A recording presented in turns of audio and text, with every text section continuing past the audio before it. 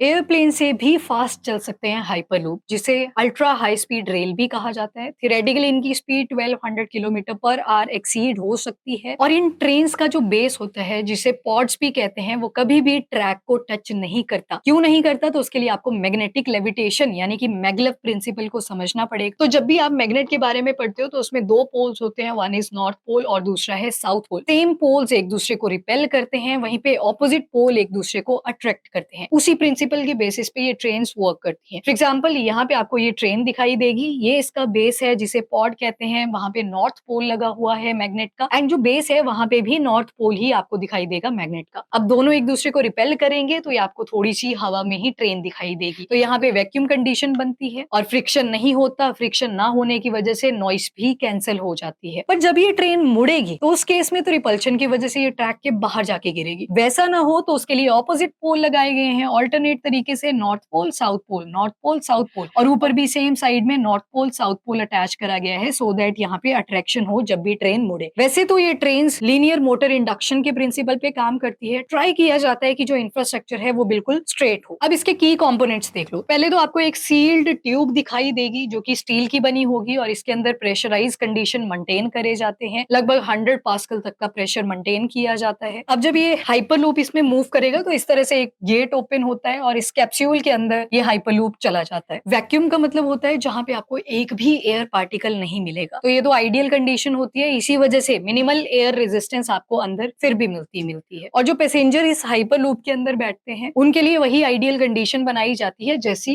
Environment के अंदर होती है। इवन इंडिया के आईआईटी मद्रास ने भी एक टूटर स्टार्टअप चलाया हुआ है, जिसके तहत इन्होंने 422 मीटर का हाइपरलूप ऑलरेडी टेस्ट कर लिया हुआ है। बाकी हाइपरलूप के जो पायनियर हैं वो एलन मस्क की बोरिंग कंपनी है। Then Netherland, China, Italy, Canada ने भी हाइपरलूप की टेस्टिंग सक्सेसफुली कंडक्ट कर ली है। अब इसके एडवांटेजेस क्या हैं? अल्ट्रा हाई स्पीड से ये मूव करती है, एनर्जी एफिशिएंट है यानी कि कार्बन का एमिशन नहीं देखने को मिलता, नॉइस की रिडक्शन हो जाती है बिकॉज फ्रिक्शन ही बहुत कम है, कार्गो को एक जगह से दूसरी जगह पे ले जाने में बहुत इजीली हेल्प करेगी। और कुछ डिसएडवांटेजेस भी हैं, जैसे हाई कॉस्टिंग आएगी इसकी टेक्नोलॉजी के लिए, 25 मिलियन से लेके 27 million per mile for technology, इस पे पैसा लगेगा। सेफ्टी कंसर्न्स बहुत ज्यादा है, अगर पॉड्स में आग लग जाए तो फिर इवैक्यूएशन बहुत ज्यादा टफ है, और जो वैक्यूम अंदर मेंटेन करके रखना है वो भी अपने में बहुत बड़ा चैलेंज है। और एक डिमांड रहती है कि जो इंफ्रास्ट्रक्चर है जितना हो सके स्ट्रेट हो नेचर में।